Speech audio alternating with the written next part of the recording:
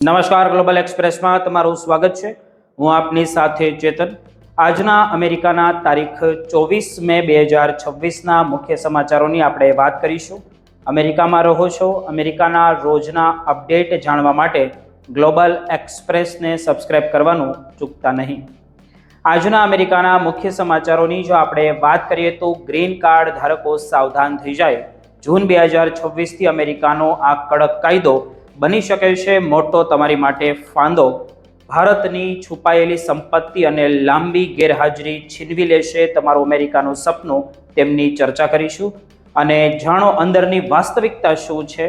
આ પછીના સમાચારોની આગળ વાત કરીએ તો વિદેશથી મળતી ફેમિલી ગિફ્ટ પર ટેક્સ વિભાગની બાજ નજર અને મોસાળ પક્ષની મોટી રકમ પર ભારત સરકાર ટેક્સ વસૂલ છે કે છોડી દેશે અને તેને બચવા માટે કયો એ કાગળ છે જે સૌથી જરૂરી છે તેમની પણ ચર્ચા કરીશું.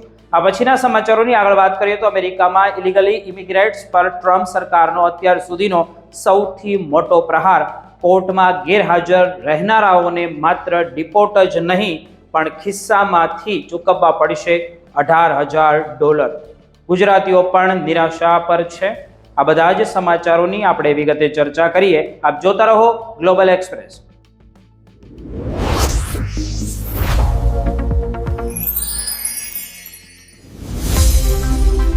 અમેરિકામાં રહેતા અનેક ભારતીયો અને ગુજરાતી પરિવારો માટે ગ્રીન કાર્ડ આજે પણ એક મોટું સપનું અને સુરક્ષાનું પ્રતીક માનવામાં આવે છે. પરંતુ જૂન 2026માં ઇમિગ્રેશન અને ટેક્સ નિયમો વધુ કડક બનતા હવે ગ્રીન કાર્ડને માત્ર એક લાંબા ગાળાના વિઝા તરીકે જોવાની માન્યતા જોખમી સાબિત થઈ શકે છે. ઘણા લોકોનું એવું માનવું છે કે ગ્રીન કાર્ડ એટલે જ્યાં ઈચ્છા થાય ત્યારે અમેરિકા જવું અને જ્યારે ઈચ્છા થાય ત્યારે ભારત અથવા તો બીજા દેશમાં લાંબા સમય સુધી રહેવું. પરંતુ ઇમિગ્રેશનના કાયદાની વાસ્તવિકતા હવે અલગ થઈ ગઈ છે. લીગલ એક્સપર્ટ અને ઇમિગ્રેશન એટર્નીઓ સતત ચેતવણી પણ આપી રહ્યા છે ભારતીયોને કે ગ્રીન કાર્ડ માત્ર ટ્રાવેલ ડોક્યુમેન્ટ નથી પરંતુ એક પરમેનન્ટ રેસિડેન્સ સ્ટેટસ છે જે સાથે કાનૂની જવાબદારીઓ અને લાંબા ગાળાની પ્રતિબદ્ધતા જોડાયેલી છે.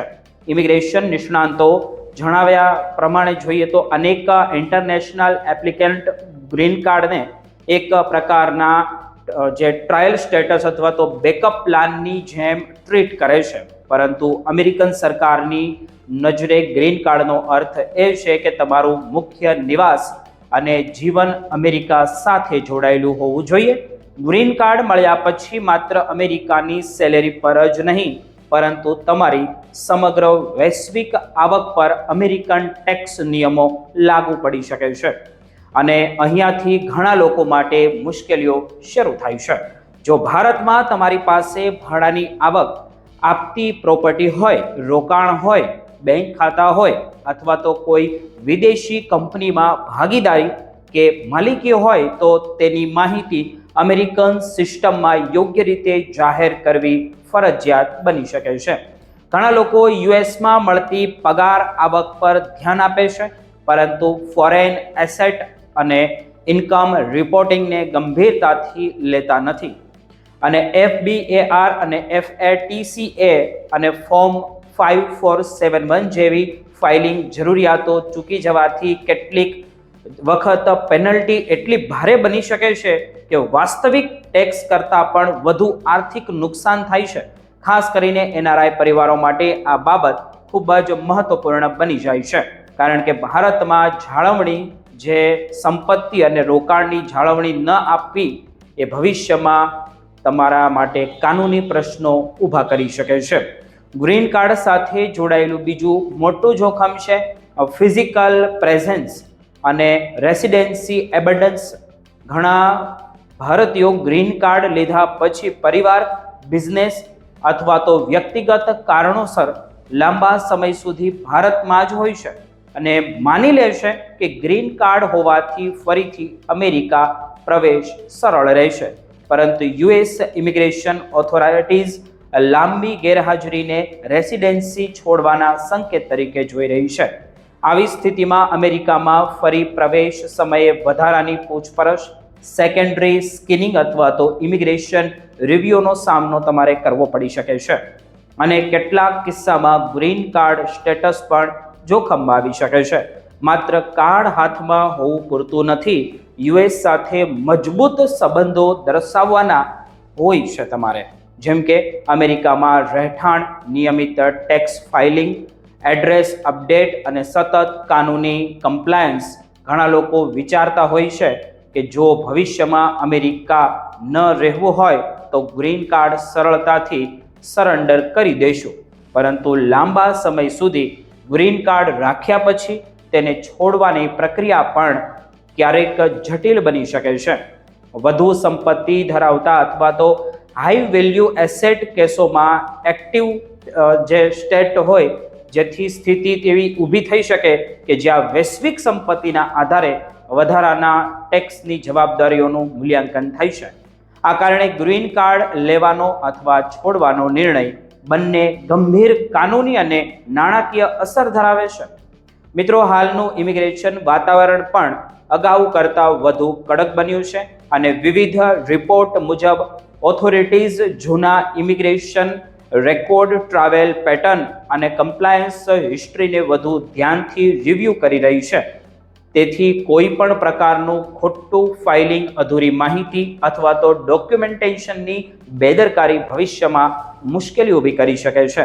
અમેરિકામાં રહેતા ગુજરાતી અને ભારતીય પરિવારો માટે સૌથી મહત્વપૂર્ણ સલાહ તો એ જ છે કે ગ્રીન કાર્ડને માત્ર ઇઝી એન્ટ્રી પાસ અથવા તો બેકઅપ ઓપ્શન તરીકે ન જોવું જોઈએ. જો તમારો લાંબા ગાળાનો અમેરિકામાં રહેવાનો સ્પષ્ટ પ્લાન ન હોય, વારંવાર લાંબા સમય માટે વિદેશ રહેવું પડતું હોય અથવા તો વર્લ્ડ વાઇડ ટેક્સ મેનેજમેન્ટ મુશ્કેલ લાગતું હોય, તો કોઈ પણ નિર્ણય પહેલાં સંપૂર્ણ લીગલ સમજ મેળવવી ખૂબ જરૂરી છે. કોઈ પણ ઇમિગ્રેશન ડોક્યુમેન્ટ સમજ્યા વિના સાઇન ન કરો અને ગ્રીન કાર્ડ હોલ્ડર પોતાની ટ્રાવેલ હિસ્ટ્રી, ટેક્સ રેકોર્ડ અને એડ્રેસ અપડેટ અને રેસિડેન્સી પ્રૂફ હંમેશા યોગ્ય રીતે જાળવી રાખવા જોઈએ. નિષ્ણાતોનું એવું કહેવું છે કે યોગ્ય સમયે ટેક્સ એક્સપર્ટ અને ક્વોલિફાઈડ ઇમિગ્રેશન લોયરની સલાહ લેવી આજે માત્ર સલાહ નહીં, પરંતુ ભવિષ્યની સુરક્ષા માટે જરૂરી પગલું બની ગયું છે.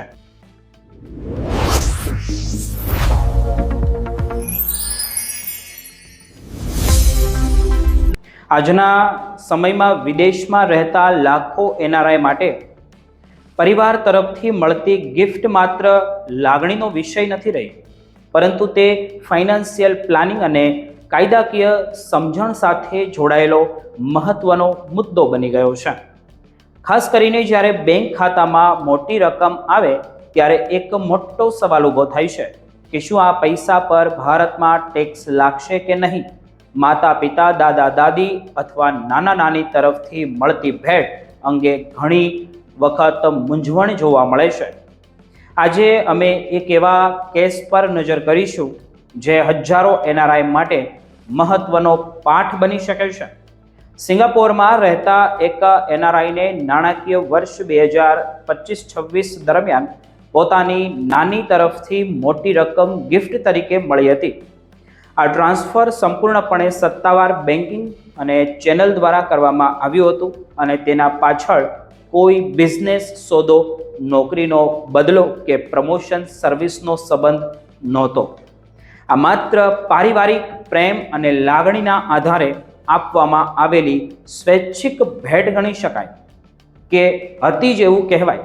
હવે અહીં સૌથી મહત્વનો મુદ્દો તો એ હતો કે આ ટ્રાન્ઝેક્શન નાણાકીય વર્ષ 2025-26માં થયું હોવાથી તેના પર જૂના ઇન્કમ ટેક્સ એક્ટ 1961ના નિયમો લાગુ પડતા હતા.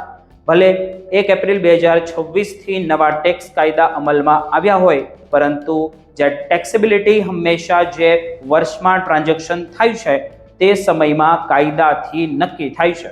જૂના કાયદા મુજબ જો કોઈ વ્યક્તિને તેના રિલેટિવ એટલે કે સગા સંબંધીઓ તરફથી ગિફ્ટ મળે તો તેના પર ભારતમાં કોઈ ટેક્સ લાગતો નથી, પછી ભલે રકમ કેટલીય મોટી કેમ ન હોય. કાયદામાં જે લીગલ એસેટ્સ અને ડિબેન્ચર એટલે કે માતા પિતા, દાદા દાદી અને સંતાનો જેવી સીધી ફેમિલી લાઇનનો સમાવેશ કરવામાં આવ્યો હતો. પરંતુ વર્ષોથી એક મૂંઝવણ ચાલતી આવી હતી. શું મોસાળ પક્ષ એટલે કે નાના નાની અથવા તો મામા મામી પણ આ જ કેટેગરીમાં આવે છે? કાયદાની ભાષામાં જોઈએ તો આ બાબત સ્પષ્ટ ન હોવાને કારણે ઘણા લોકો અનિશ્ચિતતામાં રહેતા હતા. જોકે ભૂતકાળના અનેક કોર્ટ ચુકાદાઓ અને ન્યાયિક અર્થઘટનાઓએ આ મુદ્દે સ્પષ્ટતા આપી હતી. કોર્ટે સ્વીકાર્યું કે પિતૃપક્ષની જેમ મોસાળ પક્ષના વડીલો પણ રિલેટિવની વ્યાખ્યામાં આવે છે. એટલે કે દાદા દાદીની જેમ નાના નાની તરફથી મળેલી સાચી અને પારિવારિક ગિફ્ટ પણ ટેક્સ ફ્રી ગણાય છે. પરંતુ અહીં એક મહત્વની સાવચેતી પણ છે. ગિફ્ટ ટેક્સ ફ્રી હોવાનો અર્થ એ નથી થતો કે કોઈ પણ રીતે લેવડ દેવડ કરી શકાય. ટેક્સ નિષ્ણાતો સ્પષ્ટ કહે છે કે યોગ્ય રેકોર્ડ રાખવો એટલો જ જરૂરી છે જેટલો ગિફ્ટ મેળવવો. બેંક ટ્રાન્સફરના તમામ રેકોર્ડ સાચવી રાખવા, ક્યારેય કેશમાં ગિફ્ટ ન લેવી અને શક્ય હોય ત્યાં સુધી ગિફ્ટ ડીડ અથવા તો કન્ફર્મેશન લેટર તૈયાર રાખવા ખૂબ જરૂરી છે. આ દસ્તાવેજમાં સ્પષ્ટ લખેલું હોવું જોઈએ કે આ રકમ સ્વૈચ્છિક રીતે પારિવારિક પ્રેમ અને લાગણીના કારણે આપવામાં આવી છે. કારણ કે ભવિષ્યમાં જો કોઈ જે સ્કૂટીની અથવા તો ઇન્ક્વાયરી થાય તો સોર્સ ઓફ ફંડ સમજવાનો સરળ બને છે. હવે નવા ઇન્કમ ટેક્સ એક્ટ 2025 એ આ સમગ્ર મુદ્દે જોઈએ તો સ્પષ્ટતા લાવી છે. નવા કાયદામાં સ્પષ્ટ જોગવાઈ કરવામાં આવી છે કે લિનિયલ એસેન્ડન્સ અને ડિસેન્ડન્સ અંદર મોસાળ પક્ષ, પિતૃપક્ષ બંને શામેલ ગણાય છે. એટલે કે ભવિષ્યમાં નાના નાની અથવા તો મામા કે મામી તરફથી મળતી ગિફ્ટ અંગેની કાનૂની અસ્પષ્ટતા લગભગ સમાપ્ત થઈ જશે. પરંતુ અંતિમ પાઠ સ્પષ્ટ છે કે પરિવારની ગિફ્ટને ક્યારેય જે કોઈ એવી વસ્તુમાં ન લેવી જોઈએ જે ટ્રાન્સફર પાછળ કોઈ બિઝનેસ વ્યવસ્થા, લોન પરત કરવાની અપેક્ષા અથવા તો કોઈ છુપાયેલા હેતુ હશે તો ટેક્સ અધિકારીઓ તેને અલગ રીતે જોઈ શકે છે. આજે જ્યારે ક્રોસ બોર્ડર ટ્રાન્ઝેક્શન અને ફાઇનાન્શિયલ સ્કૂટીની સતત વધી રહ્યા છે, જ્યારે માત્ર પૈસા મેળવવા પૂરતા નથી પરંતુ તેની કાયદેસર પેપર ટ્રેલ જાળવવી પણ એટલી જ જરૂરી એનઆરઆઈ માટે બની જાય છે જો અમેરિકામાં રહો છો તો પણ.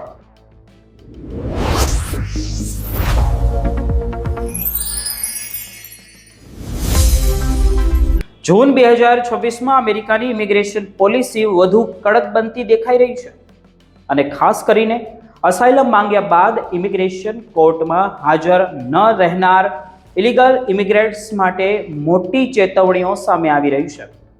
ટ્રમ્પ પ્રશાસન હવે એવા લોકો સામે માત્ર ડિપોર્ટેશનની કાર્યવાહીથી સંતોષ માનતું નથી અને ડિપોર્ટેશન પાછળ થતા સરકારી ખર્ચની વસૂલી સીધી ઇમિગ્રન્ટ્સ પાસેથી કરવા તરફ આગળ વધી રહ્યું છે. એટલે કે હવે તમારી પાસેથી જ પૈસા ઉઘરાવવામાં આવશે. ઇમિગ્રેશન કોર્ટમાં નક્કી કરેલી તારીખે હાજર ન રહેનાર લોકો સામે ગેરહાજરીમાં એટલે કે in absentia file removal order issue થાય, જે કાનૂની રીતે અંતિમ અને અમલમાં મૂકી શકાય તેવો ઓર્ડર ગણાય છે. આવા ઓર્ડર બાદ અમેરિકાની ઇમિગ્રેશન એજન્સી આઈસ કોઈ પણ સમયે વ્યક્તિની ધરપકડ કરીને તેને ડિપોર્ટ કરી શકે છે. હવે આ સમગ્ર પ્રક્રિયા જોઈએ તો તેનો ખર્ચ પણ વ્યક્તિએ જ ભરવો પડશે. એવી નવી દિશામાં સરકાર આગળ વધી રહી છે. અગાઉ સપ્ટેમ્બર 2025 દરમિયાન ફાઇનલ રિમૂવલ ઓર્ડર આવ્યા છતાં અમેરિકા ન છોડનારા લોકો માટે $5,000નો દંડ લાગુ કરવામાં આવ્યો હતો. પરંતુ હવે આ રકમને સીધી વધારીને $18,000 સુધી લઈ જવાની નવી દરખાસ્ત રજૂ થઈ ગઈ છે. આ પ્રસ્તાવ 20 મેના રોજ ફેડરલ રજિસ્ટરમાં જાહેર થયો હતો અને પબ્લિક કોમેન્ટ્સની પ્રક્રિયા સંપૂર્ણ થયા બાદ તેને સત્તાવાર રીતે અમલમાં મૂકવામાં આવી શકે છે. માત્ર એટલું જ નહીં, આ દંડ દર વર્ષે મોંઘવારીના દર મુજબ વધારવામાં પણ આવશે તેવી પણ જોગવાઈ તેમાં દર્શાવવામાં પણ આવી છે.